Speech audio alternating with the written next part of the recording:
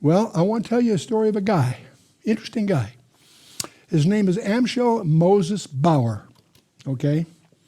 In 1743, a goldsmith named Amschel Moses Bauer opened a coin shop in Frankfurt, Germany. He hung over his door a sign depicting a Roman eagle on a red shield. The shop became known as the Red Shield Firm. That became his logo, okay? Amschel Bauer had a son who turned out to be a very, very bright, resourceful young man.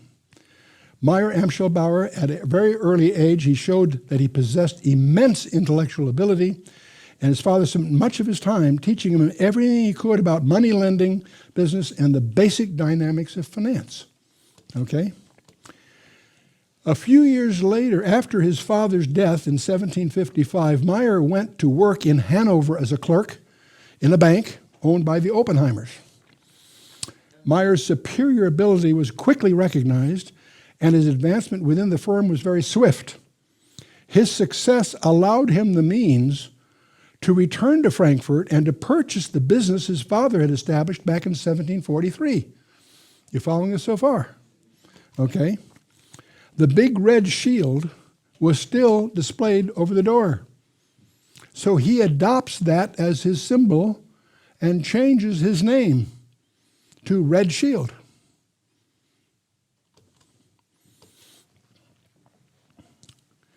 Now, the true significance of the red shield, his father adopted it back in from the red flag, which was the emblem of the revolutionary-minded Jews in Eastern Europe.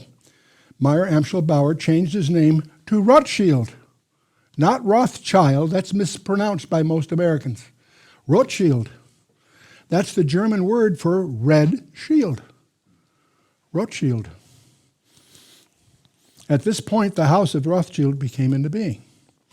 And many of you know the story. Through his experience with the Oppenheimers, Meyer learned that loaning money to governments and kings was much more profitable than loaning to private individuals. Not only were the loans bigger, but they were secured by the nation's taxes. And so that led, of course, to the house of Rothschild. And he had 5 sons. Now, he has 5 sons: Amschel, Solomon, Nathan, Carl, and Yaakov. And they are all very, very bright and very well trained. Meyer spent the rest of his life instructing them all in the secret techniques of money creation and manipulation. As they became of age, he sent them to the major capitals of Europe to open branch offices of the family banking business. Each one went to a major city, okay? Amschel stayed in Frankfurt. Solomon was sent to Vienna. Nathan went to London. Carl went to Naples. And Yaakov went to Paris. So the family now had a network. In 1838, Nathan made the following statement, very interesting.